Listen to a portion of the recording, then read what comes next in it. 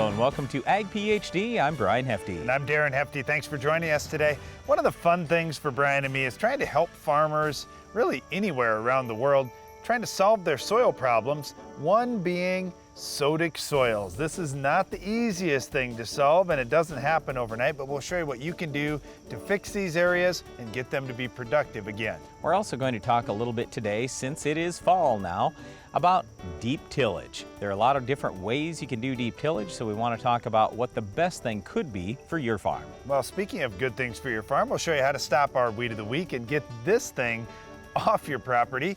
But first, here's our farm basics. You spend all year working hard to get as much yield as possible at harvest. The last thing you want to do is put your grain in the bin and have it spoil before you take it to market. Introducing the Grain Temp Guard from Farm Shop MFG. Designed and built by a farmer looking for a low-cost monitoring solution for existing bins, the Grain Temp Guard tracks temperature and humidity with an alarm system to alert you when your grain exceeds safe thresholds. For more information on a system for your bins, visit farmshopmfg.com.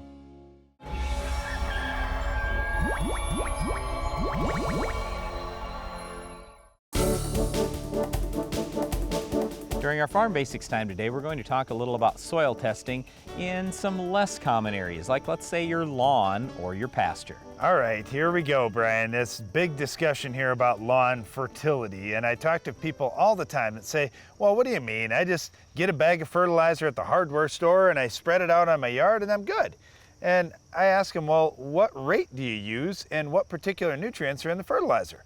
The answer that I get often is, well, I don't know, I buy step one. I don't know what's in it. It's just the first thing you're supposed to do in the spring. You said lawns. It's really not that much different for pastures, although people do know what they're putting on, and guess what? They're just putting on nitrogen. Yes, nitrogen is super important for grass, but that's not everything.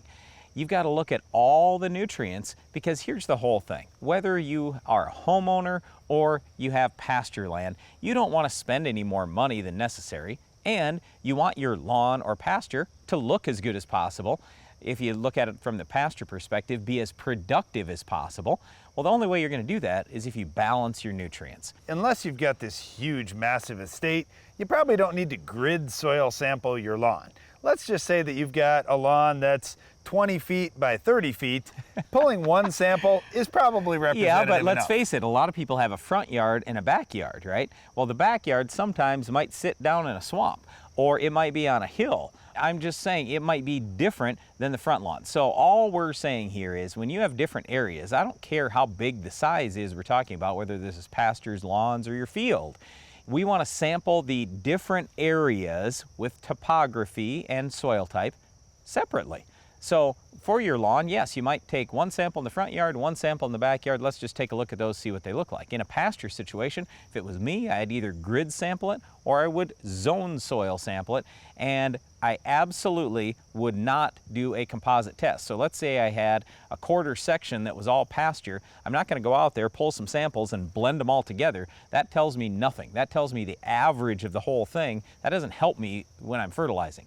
What I'm after is in each individual area, how am I doing there for fertility and what do I need there for the best fertilizer products to give me the best return on investment? All right, it doesn't have to be that complicated for your lawn. Let's just say you had a front lawn and a back lawn that are totally different. Yep. Take two samples, but make sure you send in a complete sample. Before we get to that complete sample thing, we got to talk about how you're even going to soil test. So Darren said pull a test from your front yard, backyard. What you're after here is we want to pull about 8 different cores. So we want to keep these cores close together, whether you're in a lawn, pasture, field, I don't care. Basically, you go to a spot, you've got a soil probe, you're going to go probably 6 inches deep. That's what most people will do. You're going to put that probe down in the soil 6 inches, dump that in a bucket, and you do 8 of those just right in a little circle. Then you can either blend that together if you want to, or most labs will blend it for you. So you dump that in a sample bag, send it in. All right, now when I mentioned a complete soil analysis, what we really want to see is not just nitrogen, phosphorus, and potassium. We want to see all the micronutrients and secondary nutrients as well. It doesn't cost a lot of money. In many cases, you're going to spend around $30 to get this complete analysis. And you'll also get recommendations from the lab as far as, well, how much should I apply for a lawn or for a pasture? Yeah, so you could spend a little bit less money if all you tested was NP and K, but sulfur, calcium, magnesium, the secondary nutrients, are super important. And then you've also got the micronutrients, super important. Now, it's interesting, very often we'll hear from people who have pastures or lawns, and they'll say, well, I don't want to spend that much on fertilizer. I'm not even suggesting you spend any more than normal. I'm just asking you to spend it on the right things. Maybe you need a little bit less nitrogen and a little bit more boron, or zinc, or copper, or sulfur. I don't know exactly what you need unless I see that soil test. So to sum things up here, soil testing is not just for farmers in their crop fields, it's for you if you own any property, whether it's a lawn or a pasture. Take good soil samples so you can put the nutrients that your crop or your lawn or your grass needs. Well, one of the things your crop, your lawn, or grass always needs is better weed control. We're going to talk about how to stop our weed of the week coming up later in the show. We started utilizing the dual react system this year. You can adjust your speed and it automatically adjusts your sprayer tips. So you can slow down and you aren't building up huge droplets, or you can speed up and you're not throwing a mist that's drifting. Hypro, helping you spray better. In 1949, Morton Buildings constructed our first machine storage building to establish our bond with the farming community. Since then, our relationship has grown, and so have our product offerings. From the smallest specialized operation to the largest agricultural enterprise, we understand the needs of your business and continue to evolve to meet industry demands. Plus, when you build a Morton building, you're backed by the strongest warranty in the business. To learn more about the Morton Advantage, visit mortonbuildings.com. Why do I farm? It's just something I've always wanted to do. Something I've known since I was my daughter's age. I think about what kind of farm I'm going to hand over to her, about how I can make it more successful, more sustainable. I talk to other farmers, with agronomists and advisors to help me make better decisions, to figure out what's working for them and how to make it work even better for my farm. Because when you farm, you have a responsibility to keep it growing, to look at a freshly planted field, a newborn calf, even your bottom line. Then ask yourself, how do I help this grow? How can I make it even more productive? I ask myself these questions every day, because no matter what I'm doing, I'm still a farmer.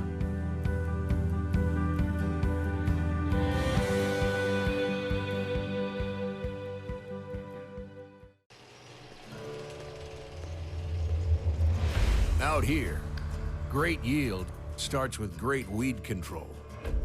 That's why I choose the Roundup Ready Extend crop system, the system that makes the difference. Because only I know what it takes out here. Yield's what it's all for. But keeping my fields clean all season, that's what it's all about. This is my field. One of the most challenging soil conditions you can deal with is if you have a sodic soil. Now, to me, it's super simple and easy. A sodic soil just has excess sodium. But technically speaking, there are a few factors that would qualify you as officially a sodic soil, and I had to even pull out the sheet because I never remember what they are. It's a low electrical conductivity, a high soil pH, a high sodium adsorption ratio, and poor soil physical condition. But again, for me, sodic soil simply means we've got too much sodium. Well, there's a lot of reasons that you don't want too much sodium, and one of them, you mentioned, Brian, high pH. Sodium raises a soil pH 4 times more than calcium does. So if you've got an excess of sodium, your odds of a high pH are pretty good. Now that high pH causes a lot of issues for you by itself in limiting nutrient uptake for your crop and nutrient availability for your crop. So certainly we don't want to have a pH that's dramatically high. In many cases, like on our farm for corn and soybeans and wheat, we like to see that pH down in the low to mid 6s. Well, if you're up in the 8s or even 9 because you have a sodic soil, that's going to require some work to move that down. Part of the reason we're talking about this today is this is not a situation that happens overnight. This has been building up over time. Now, hopefully, you're able to catch this before it builds up to the point where you're seeing 13% sodium in your base saturation test or anything like that. When you get above 1% base saturation sodium, that's where an enormous red flag should go off and you go, whoa, whoa, whoa, what are we doing here? Here's how you can solve this problem of the sodic soil. Number one, you've got to pull a complete soil analysis. And what we're really after, the specific things we're after, yes, sodium, we want to test the sodium levels, but we also want to look at the calcium and the sulfur levels because that's going to tell us what we need to do in order to fix this problem. One of the challenges, Brian, too, is to get anything to work, you've got to have decent drainage to be able to move things through the soil. And when you've got a high level of sodium, it just doesn't even allow water hardly to move through that soil. So we start by improving the drainage and putting in some drainage tile. One of the things that we've seen too, as farmers plow in drainage tile, that sodium is not always dramatically deep in the soil. So when you've got a super high sodium level, it may be really high in the top 6 or 12 inches, but is it deep down 3 feet deep? Not often. And that's really where it begins. If you've got drainage, you can get nutrients and soil amendments like Brian was just starting to get into to move through the soil and take that sodium out. The reason why I mentioned calcium and sulfur before, like Darren was getting at here, is we can use those to help us get rid of that excess sodium. So here's how. With sodium, it's not in itself leachable. What we want to do is turn it into a salt. Well, salts are leachable. So if you've got drain tile in the ground and now you have good drainage in your soil, you can turn this sodium into a salt. Now, commonly how people are doing this is they're using sulfur. And this is the reason why I wanted you to test your soil. If you've got, let's say, crazy high levels of sulfur, this whole thing might happen just naturally. Once you put the tile in the ground, you might not have to spend any more money. With calcium, the reason why we love calcium so much is calcium is a very big molecule in comparison to magnesium. So if we've got lots of calcium in the soil, that means we're going to have better soil porosity. More oxygen is going to get down in the soil, more moisture is going to move through the soil. So you will absolutely have better drainage when you have good calcium levels as opposed to when you have high magnesium levels. So if, for example, you've already got really high calcium levels, you've got really high sulfur levels, then it tells me, hey, all you need to do here is put that tile in the ground. If you're low on sulfur, you probably need to add some sulfur. If you're low on calcium, probably need to add some calcium. So those are the things we're looking at to fix this sodic soil. And I want to make one more point, Brian, because I was just up in North Dakota here last month, and I was talking to a bunch of growers that said, well, hey, you talk about this tile, but what if I just do surface drainage? That really does not solve the problem, and in fact, it may enhance your problem as that sodium just sits there right on the soil surface. Yes, you can get rid of some surface water, but that soil is still full of water. It's not moving things down through it, and oftentimes becomes compacted as well, adding to your challenge. Excellent point. Tile is the way you solve this. And also, don't let people tell you, oh, tile doesn't fix the problem. Well, sure, tile on its own may not fix the problem. Again, you got to look at your calcium, look at your sulfur, look at your overall sodium level, and it might take some time. If you've got 13%, 15%, 18% sodium in your soil, this isn't just going to happen overnight. But again, it didn't get created overnight either. It built up probably over 50 years.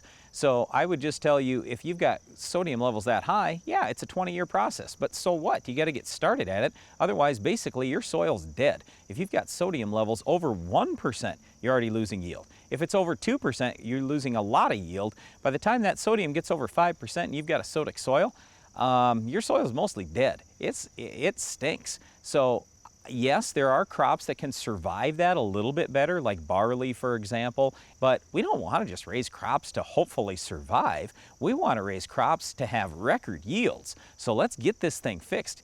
Get a good soil test, get the tile in the ground, look at your calcium and your sulfur levels, get those adjusted. And then the last thing I'll throw out is, if you want to kind of speed this whole process up, you could throw a bunch of bales out there, throw some straw out there, stalks, whatever. Just get something out there for organic material. That'll help loosen up your soil a little bit, help drainage improve in the short term.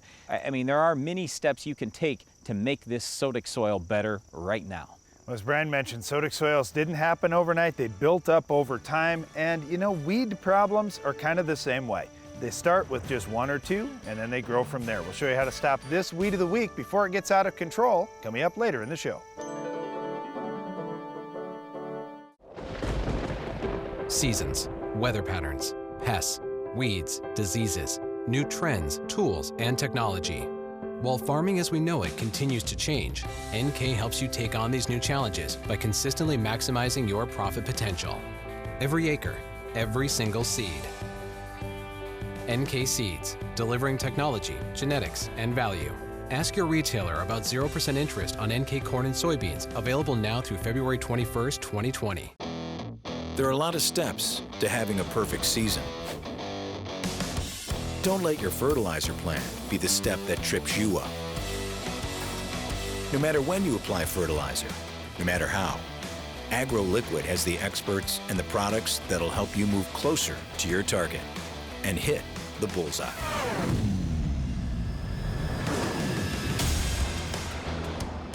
AgroLiquid moves you closer to your target. More choices, more money. With Bayer Plus Rewards, you choose from our broad portfolio of high-performance products. Earn more money on the eligible products that are right for your farm. And use our new portal to see your purchases, track your rewards, and decide how you want to use them. Visit mybayerplus.com to sign in and start earning. That's the advantage of more control in your hands. That's the plus. Do you feel like there's never enough time to get everything done before planting? The window for spring work is quick and unforgiving. Give yourself the upper hand with the ProTill High Performance High Speed Disc. More and more farmers agree the ProTill is the right tool for springfield conditions and heavy residue management. Zero maintenance bearings, independent disc technology, oversized pins and bushings allow the ProTill to handle whatever field or conditions you can throw at it. Degelman High Performance Equipment. If you're looking to expand your farm's grain handling, you want everything to be fast and efficient. The Quick Belt from Norwood Sales is your all-around grain handling solution. Our conveyor-based system uses an 18-inch belt and a 10-inch tube, which minimizes seed damage while moving more than 10,000 bushels an hour. That's fast enough to fill a semi in 6 minutes. Plus, our hood is designed to gently direct the flow of grain straight down, keeping your crop in condition. Keep your grain and your farm moving with the Quick Belt from Norwood Sales. Each fall, Darren and I answer lots of questions about deep tillage, so we're going to talk about this just a little bit. But I just want you to think about this. When I consider deep tillage, I'm thinking about several different things. I could consider strip till deep tillage if I go down to 10 inches deep, which we commonly do with a shank on our farm. I could call zone building, where I'm going with a straight shank narrow point deep tillage. Let's talk about a chisel plow or a moldboard plow. If I'm going anything deeper than about 8 inches, I would consider that deep tillage. There are a lot of different ways to do this, and it all depends on what you are trying to accomplish. The first thing I look at is, what are you trying to do the deep tillage for? I like to use a shovel, get out in the field and see what's going on, but you could certainly use a penetrometer as well to find out where exactly you have compaction layers that need to be dealt with. Let's say your compaction layer is at 6 inches, well, deep tillage for you may be 8 inches. But if you've got a compacted layer that's down at 10 inches, you may have to run 12. So you've got to define exactly where that compaction issue is and determine what your goals are with the tillage pass. Okay, let's say my goal is not to remove compaction or reduce compaction, which I could certainly do with, let's say, a zone builder, straight shank, narrow point. But let's say my goal is, you know what, I've been no-tilling or I've been strip-tilling and I've done everything fertilizer-wise super shallow for a long time. I did some soil tests every 3 inches down and I realized all my fertility's in the top 3 inches. That's a problem. I want to mix my soil around. Okay, then what are you going to pick? That's where some guys go back to the old moldboard plow or a deep ripper. There are a lot of different ways to handle that. Also, instead of stirring everything around, maybe your goal is, you know what, I just want to get more fertilizer deep. So that's where you could go out with, let's say, a strip till machine going 8 or 10 inches deep with a shank, or even a coulter could potentially run that deep too, and literally place nutrients down that deep. And the first thing on many farmers' minds is just residue management. Hey, I had 250 bushel corn and I've got tons and tons of corn stalk material out there.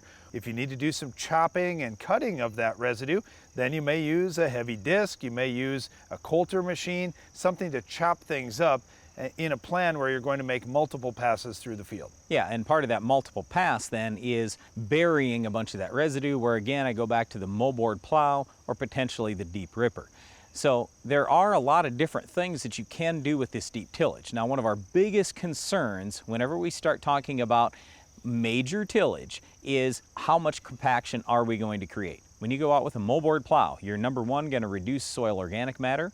Number two, you are going to create some compaction at the bottom of where that moldboard plow is going to run. Same thing with a deep ripper. So you've got to really take a look at this and say, all right, is it worth it for me to stir everything around to bury that residue? Or do I want to go another direction? If I go zone building, straight shank, narrow point, if I do strip till, those two methods, I'm really not creating much, if any, compaction out there. So maybe that's a good way to go. It's just you're not going to stir everything around and bury the residue like you would with some of the other methods. Now, of course, if you're doing deep tillage, you probably want to get that done in the fall. The soil conditions are generally better than they are in the spring for doing this type of work, but anytime you're doing deep tillage, you are exposing that soil to more erosion potential. So many farmers doing the deep tillage are trying to leave some degree of residue for cover on top of the soil to try to protect things as best they can. Yeah, and one of the big keys here whenever you start talking about deep tillage is look at soil moisture.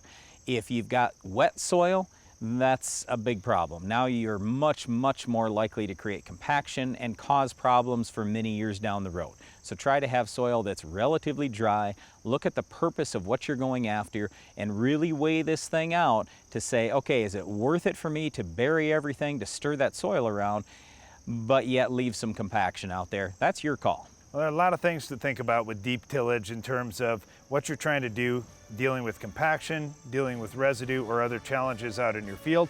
One of the things that we're often not doing deep tillage for is weed control, especially when it comes to our weed of the week. We'll show you what will stop this weed coming up next. The Weed of the Week is brought to you by Corteva Agriscience, Agriculture Division of Dow DuPont. Finish the fight against tough weeds with the Enlist Weed Control System.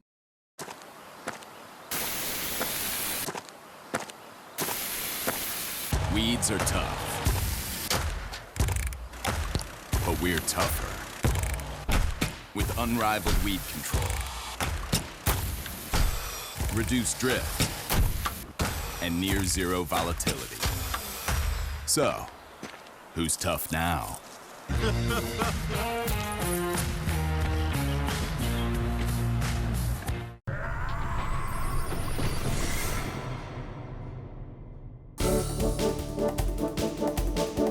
Our weed of the week is gumweed.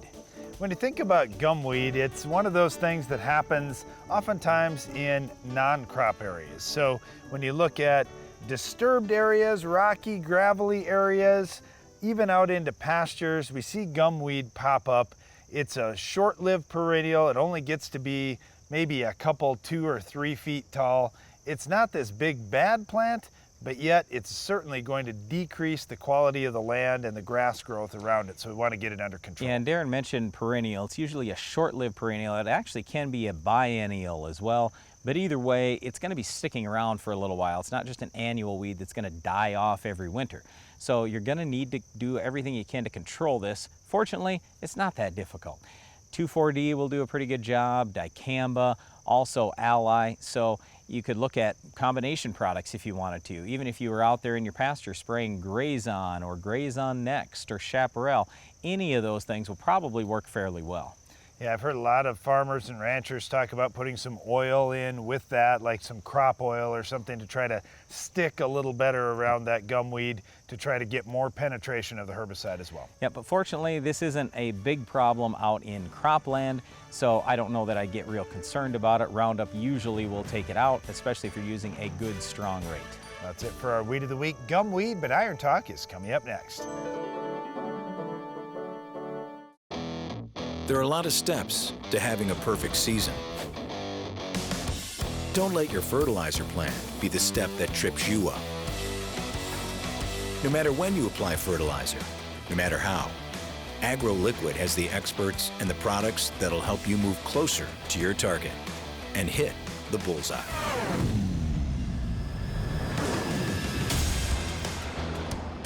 AgroLiquid moves you closer to your target.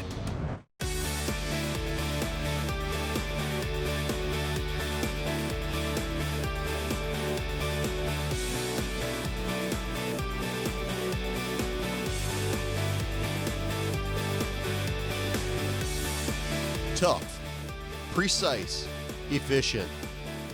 Strip tillage with the Soil Warrior brings the future to your farm. Learn more at soilwarrior.com/agphd. You spend all year working hard to get as much yield as possible at harvest. The last thing you want to do is put your grain in the bin and have it spoil before you take it to market. Introducing the Grain Temp Guard from Farm Shop MFG. Designed and built by a farmer looking for a low-cost monitoring solution for existing bins, the Grain Temp Guard tracks temperature and humidity with an alarm system to alert you when your grain exceeds safe thresholds. For more information on a system for your bins, visit farmshopmfg.com. It starts with genetics, what you're made of. It takes agronomy. It's local. It's knowing your land and having the tools to put the right product in the right place. It's built on service with trust, grit, and determination. Because it turns out, what it takes to make the best product is a lot like what it takes to make a farmer. Golden Harvest, rooted in genetics, agronomy, and service. What's the most complex industry on Earth? It isn't big data or commodities, not genetics or meteorology or even logistics. It's a business that involves them all. It's farming, and we're proud to work with generations of American farmers in the most complex and rewarding industry on Earth. Iron Talk is brought to you by Case IH.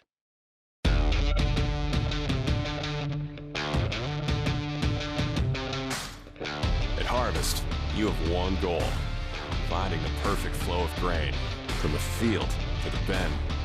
Case IH axial flow combines are engineered for matched capacity to deliver proven grain savings, so you can keep efficiency flowing smoothly.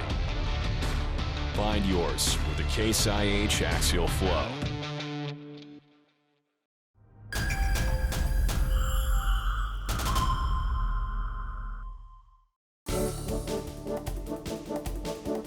As harvest begins in many areas and is certainly getting close in others, today's a great time to focus on grease. With a few of the basics, here's this week's Iron Talk. First of all, what is grease made of? Well, it's no surprise grease is largely made up of oil. The oil serves as the primary lubricant in the grease in most situations. For this reason, grease is not a commodity where it's the same thing. There can be a tremendous difference between the oils and the types of oils used in making different types of grease. The other big differences from one brand of grease to the next are the thickeners and the additives that they contain. Now, the thickeners act much like a sponge does with water. Thickeners in grease hold oil and release it as pressure dictates that lubrication's needed. In storage, it's very common to see some of that oil come out of the solution in the grease and settle at the top. This is quite normal, and it really shows some of the same activity that the grease will undergo as it's in use. The thickeners can also pull that oil back in to some degree as the machine they're lubricating is cooling down and not in use. The proper storage and use of grease is something that seems basic, but there are a couple guidelines to follow. To get the most out of your grease and ultimately your equipment, first, store the grease properly. You should keep grease tubes stored upright and kept off the floor. This helps maintain a consistent temperature, and it also helps keep the oil from bleeding out of the grease. Second, the usage of grease. The grease on the outside of the zerk is designed to keep dirt and contamination out, so it's a good idea to leave a little bit extra grease on the outside of the zerk. However, cleaning that zerk off before adding more grease is important too. Also, the grease gun needs to be cleaned so that no dirt is introduced in the greasing process. Over-greasing is another common problem. For this, we'd simply recommend just following the manufacturer's recommendations, and you should avoid problems. If you grew up on a farm like I did, chances are you've been using grease your whole life. Keep in mind the things that we discussed today about how to use that grease properly to help reduce downtime this harvest season. That's all for today's Iron Talk, and now, back to the show. That's all the time we have for today's show, but before we go, we would encourage you to check out the Ag PhD radio show for more great agronomic information. You can find us on SiriusXM channel 147 at 2 p.m. Central each weekday. And don't miss the next Ag PhD TV show. We'll have another Weed of the Week, Farm Basics, Iron Talk, and a whole lot more. I'm Darren Hefty. And I'm Brian Hefty. Thanks for watching Ag PhD.